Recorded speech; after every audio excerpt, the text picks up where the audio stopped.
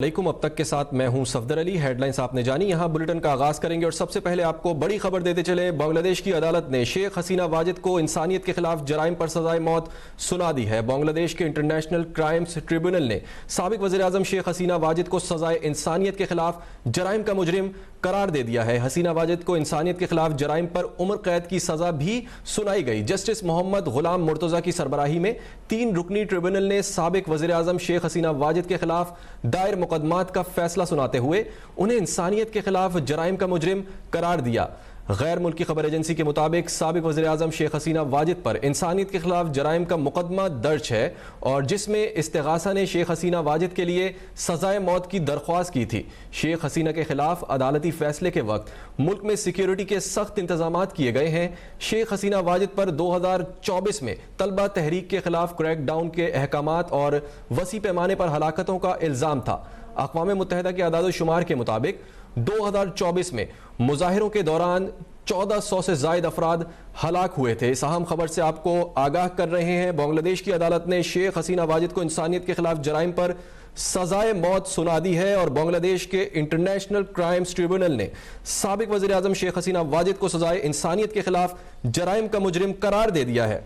हसीना वाजिद को इंसानियत के खिलाफ जराइम पर उम्र कैद की सजा भी सुनाई गई है। जस्टिस मोहम्मद गुलाम मुर्तजा की सरबराही में 3 रुकनी ट्रिब्यूनल ने साबिक वज़ीर आज़म शेख हसीना वाजिद के खिलाफ दायर मुकदमात का फैसला सुनाते हुए उन्हें इंसानियत के खिलाफ जराइम का मुजरिम करार दिया। गैर मुल्की खबर एजेंसी के मुताबिक साबिक वज़ीर आज़म शेख हसीना वाजिद पर इंसानियत के खिलाफ जराइम का मुकदमा दर्ज है जिसमें इस्तिगासा ने शेख हसीना वाजिद के लिए सजाए मौत की दरख्वास्त की थी।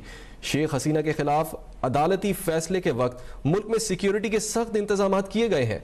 शेख हसीना वाजिद पर 2024 में तलबा तहरीक के खिलाफ क्रैकडाउन के अहकामात और वसी पैमाने पर हलाकतों का इल्ज़ाम था। अक़वाम मुत्तहिदा के आदाद-ओ-शुमार के मुताबिक 2024 में मुजाहिरों के दौरान 1400 से जायद अफराद हलाक हुए थे। आपको अपडेट कर रहे हैं इस अहम तरीन खबर से। बांग्लादेश की अदालत ने शेख हसीना वाजिद को इंसानियत के खिलाफ जराइम पर सजाए मौत सुना दी है। बांग्लादेशी अदालत ने शेख हसीना वाजिद को सजाए मौत सुना दी है। शेख हसीना वाजिद इंसानियत के खिलाफ जराइम की मुर्तकिब करार पाई हैं।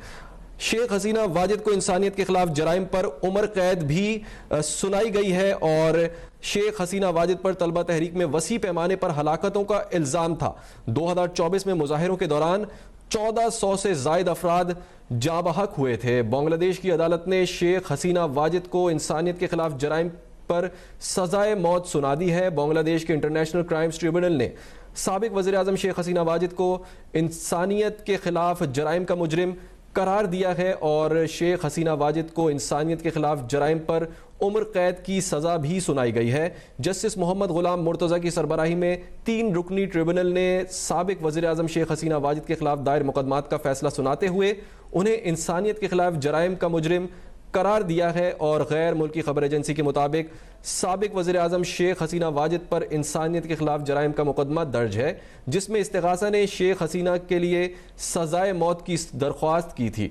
शेख हसीना के खिलाफ अदालती फैसले के वक्त मुल्क में सिक्योरिटी के सख्त इंतजाम किए गए हैं। शेख हसीना वाजिद पर 2024 में तलबा तहरीक के खिलाफ क्रैकडाउन के अहकामात और वसी पैमाने पर हलाकतों का इल्ज़ाम था। अक़वाम मुत्तहिदा के आदाद-ओ-शुमार के मुताबिक 2024 में मुजाहिरों के दौरान 1400 से जायद अफराद हलाक हुए थे। इस अहम खबर से आपको आगाह करते चलें। बांग्लादेशी अदालत ने शेख हसीना वाजिद को सजाए मौत की सज़ा सुना दी है और शेख हसीना वाजिद को इंसानियत के खिलाफ जराइम का मुर्तकिब करार दिया है। हसीना वाजिद को इंसानियत के खिलाफ जराइम पर उम्र कैद की भी सज़ा हुई है और हसीना वाजिद पर तलबा तहरीक में वसी पैमाने पर हलाकतों का इल्ज़ाम था। 2024 में मुजाहिरों के दौरान 1400 से जायद अफराद जाँ बहक हुए थे जिसके बाद बांग्लादेश की अदालत ने शेख हसीना वाजिद को इंसानियत के खिलाफ जराइम पर सजाए मौत सुना दी है। बांग्लादेश के इंटरनेशनल क्राइम ट्रिब्यूनल ने साबिक वज़ीर आज़म शेख हसीना वाजिद को सजाए इंसानियत के खिलाफ जराइम का मुजरिम करार दिया है। हसीना वाजिद को इंसानियत के खिलाफ जराइम पर उम्र कैद की सज़ा भी सुनाई गई है। जस्टिस मोहम्मद गुलाम मुर्तजा की सरबराही में 3 रुकनी ट्रिब्यूनल ने साबिक वज़ीर आज़म शेख हसीना वाजिद के खिलाफ दायर मुकदमात का फैसला सुनाते हुए इंसानियत के खिलाफ जराइम का मुजरिम करार दिया है।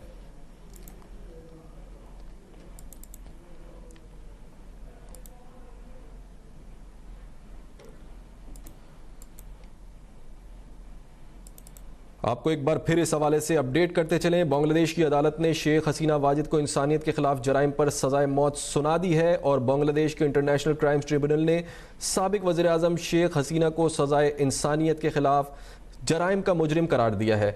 हसीना वाजिद को इंसानियत के खिलाफ जराइम पर उम्र कैद की सज़ा भी सुनाई गई है। जस्टिस मोहम्मद गुलाम मुर्तज़ा की सरबराही में 3 रुकनी ट्रिब्यूनल ने साबिक वज़ीर आज़म शेख हसीना वाजिद के खिलाफ दायर मुकदमात का फैसला सुनाते हुए उन्हें इंसानियत के खिलाफ जराइम का मुजरिम करार दिया है। और गैर मुल्की खबर एजेंसी के मुताबिक साबिक वज़ीर आज़म शेख हसीना वाजिद पर इंसानियत के खिलाफ जराइम का मुकदमा दर्ज है, जिसमें इस्तिगासा ने शेख हसीना वाजिद के लिए सजाए मौत की दरख्वास्त की थी।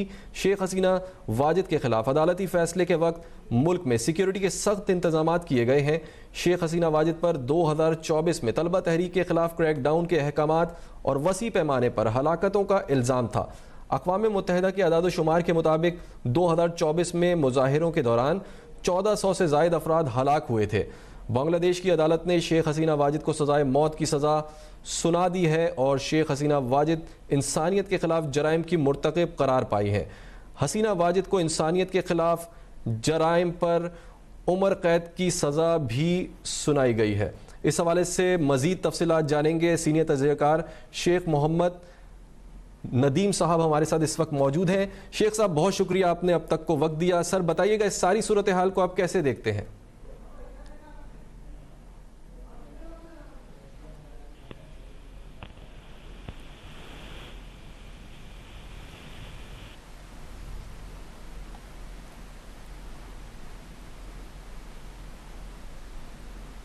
वाजिद साहिबा ने जब से हुकूमत में थी पिछले 15 साल से, तो इन्होंने अपने मुखालफिन के साथ जो है वो हिटलर वाला रवैया इन्होंने इख्तियार रखा। पाकिस्तान के साथ भी आपको पता है इनका रवैया क्या था, और ये मोदी के साथ मिलकर इन्होंने बांग्लादेश के अंदर अपने तमाम जो अच्छे लोग थे, खासतौर पर जमात इस्लामी को टारगेट किया। आपने देखा कि बेगम ज़िया को इन्होंने जेल में डाल दिया, जो कि ये एक पॉलिटिकल इनकी राइवल थी, और उनको इतने अरसे से इन्होंने जेल में बंद रखा। ये तो आप समझ लें कि ये जैन जी टाइप ये जो स्टूडेंट्स का एक हो गया और कू, और उसमें इनको जो है वो आर्मी ने भगा दिया, इनको सेफ पैसेज मिल गया और ये आज इंडिया में बैठी हैं। लेकिन इनके अगर जुर्म की आप बात करें जिस पे इनको सजाए मौत आज अदालत ने दे दी है, मैं समझता हूँ ये जुर्म ये भी कम है। इनको तो 100 बार सजाए मौत होनी चाहिए। उसकी वजह यह है कि इन्होंने वहाँ हजारों लोगों को मर्डर कराया। खाली इसी कू के अंदर आप देखें कि सैकड़ों बच्चों को इन्होंने, स्टूडेंट्स को जो है वो पुलिस के हाथों और फौज के हाथों जो है वो इन्होंने मरवाया। और उससे पहले जो ये इन्होंने जब तक ये रूल रखा, इन्होंने मुस्तकिल टारगेट किया तमाम पॉलिटिकल पार्टीज। अब इनके सामने से तो कोई भी सियासी वाबस्तगी वाला आदमी या पार्टी खड़ी ही नहीं थी। इन्होंने तो वहां पर एक डिक्टेटरशिप, एक तरह से मार्शल की तरह इन्होंने वहां पे हुकूमत की। फौज के को भी अपने अंडर कमांड करके फौजियों की भी सजाए मौत इन्होंने दी।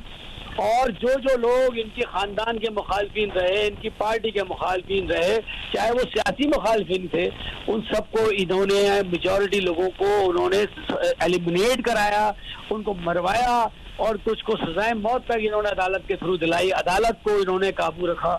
तो ये एक डिक्टेटरशिप थी जिसका आज मैं समझता हूँ कि बहुत पहले खैर अंजाम हो गया था, साल पहले, और अभी इनको जो सजा हुई है ये मेरे हिसाब से बहुत कम है। और बात वही है कि सजा तो हो गई, लेकिन ये अभी इंडिया, मोदी इनको छुपा के बैठा हुआ है, क्योंकि मोदी ने इनको एज ए पपेट यूज किया है, एक कठपुतली की तरह, और इनसे अपने सारे मकासद और काम जो है वो करवाते रहे, और उनको ये सपोर्ट दिए कि फौज आपकी कुछ करेगी तो हम आपको सपोर्ट देंगे पीछे से।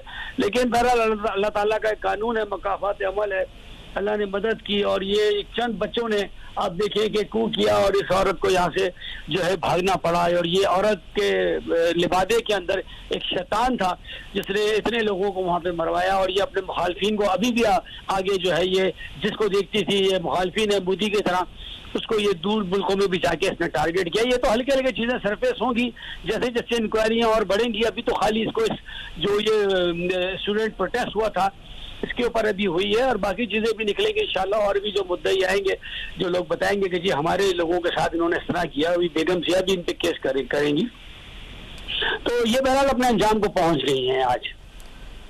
शेख मेजर साहब ये बताइएगा कि जैसा कि हमने देखा कि शेख हसीना जो थी शुरू से हमने इनको देखा कि ये मोदी की डगर पे चल रही थी, तो क्या इसको मोदी सरकार, शेख हसीना वाजिद को मोदी सरकार बांग्लादेशी अदालत के हवाले करेगी?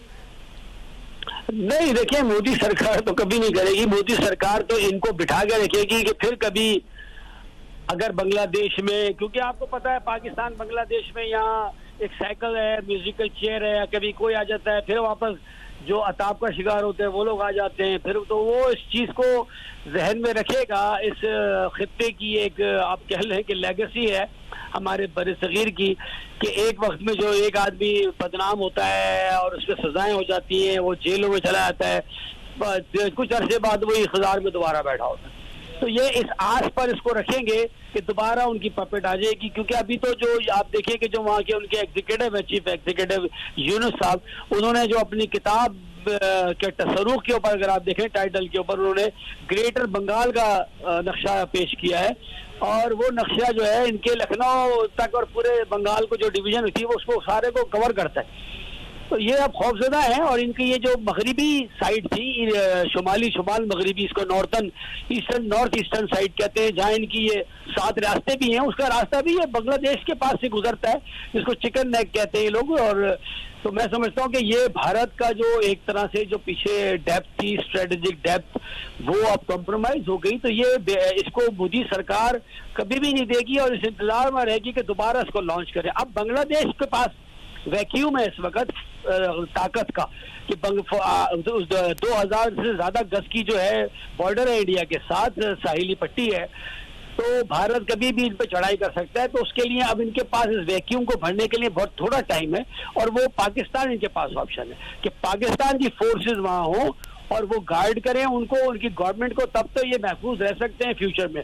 वरना अगर इन्होंने पाकिस्तानी फौज को एक्सेस नहीं दी, जिस तरह से सऊदी अरब ने म्यूचुअल डिफेंस एग्रीमेंट किया, उस तरह की कोई चीज नहीं की, तो ये फिर ये बच्चे जिन्हों अभी हुकूमत में हैं, इनको आराम से फौज में किसी को भी लाके ये फौज के थ्रू सफाया कर देंगे और ये फिर वापस घुस जाएंगे। तो ये कोई एक्शन नहीं लेंगे, और इनको पता है कि ये इन्होंने इसको संभाल के रखना है, ये इनको मुस्तकबिल में काम देगी। दिवाई तज्जियाकार मेजर रिटायर्ड शेख मोहम्मद नदीम साहब हमारे साथ मौजूद थे। सर, आपके वक्त का बहुत शुक्रिया। नाजरीन को एक बार फिर इस हवाले से अपडेट करेंगे। बांग्लादेश की अदालत ने शेख हसीना वाजिद को इंसानियत के खिलाफ जराइम पर सजाए मौत सुना दी है। बांग्लादेश के इंटरनेशनल क्राइम्स ट्रिब्यूनल ने साबिक वज़ीर आज़म शेख हसीना को सजाए इंसानियत के खिलाफ जराइम का मुजरिम करार दिया है।